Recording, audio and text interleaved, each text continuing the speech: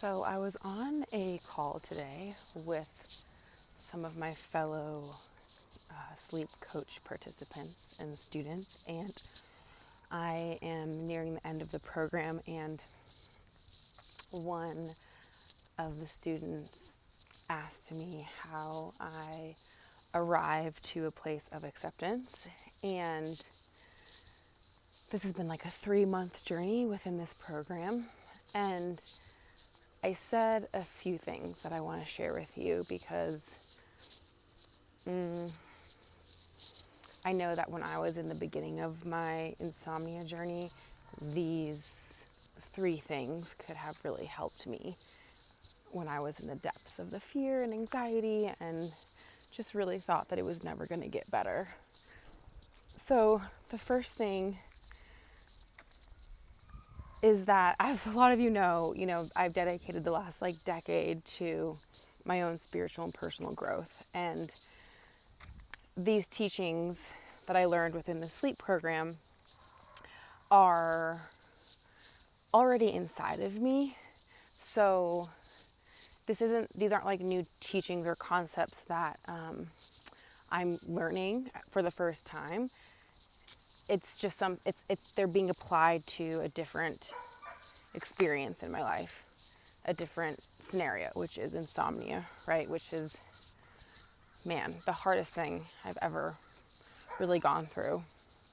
Even next to having an eating disorder for 10 years, this felt just so much harder because I was in my postpartum, I was a new mom, there was so much anxiety and fear around just being a mom, and then with the sleep stuff that developed, it was just a lot.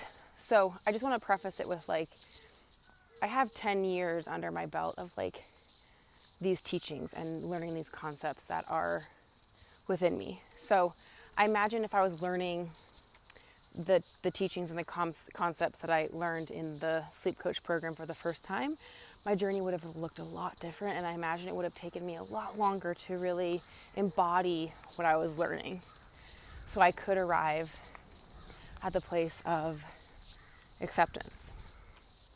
Second thing I want to say is acceptance doesn't happen overnight. It's not like when I was really in the depths of my insomnia, acceptance was really hard.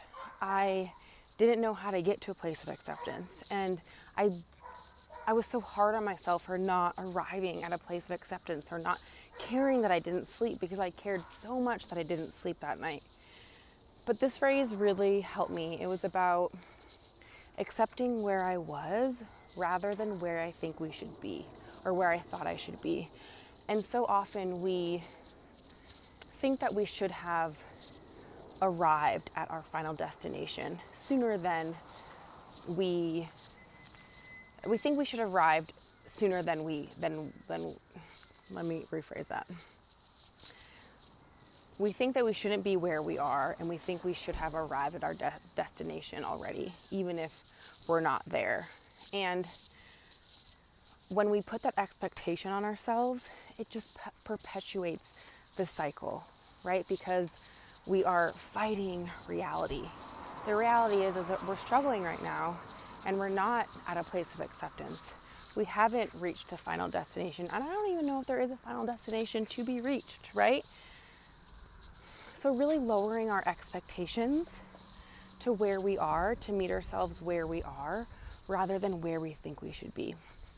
Which that just gets me to the third point, which is lowering our expectations. For me, I had to really lower my expectations of what I thought the night was going to be, because I wasn't really being 100% honest with myself.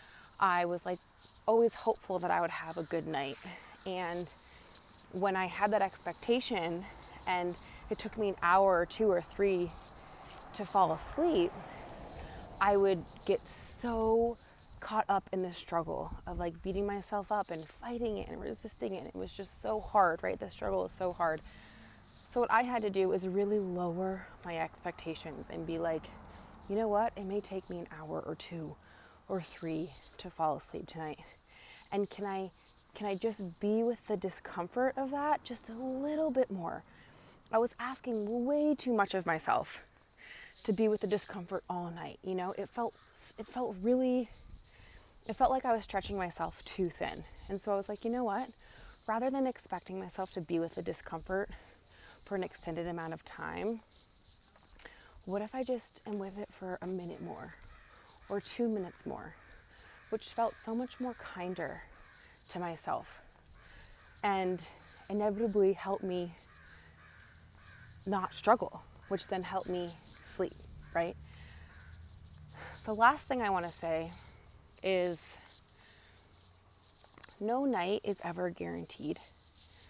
And I really had to get to that place that no matter if I was struggling with insomnia or night, none of us know how we're going to sleep that night. And so really being okay with the unknown and knowing that nothing is guaranteed and that whatever comes my way is meant to come my way. And that even if I have anxiety about the night, it doesn't mean I have to struggle. It doesn't mean that I have to get caught up in the struggle of resistance and fighting it, right? Okay, that's what I want to share with you today. I hope that's helpful. That was so much. I think I'll kind of break this video down into like small doable steps, which I think will be a little bit more clear for you and helpful for you along your own postpartum insomnia journey. So thanks for watching. I appreciate you, and you will get through this, I promise.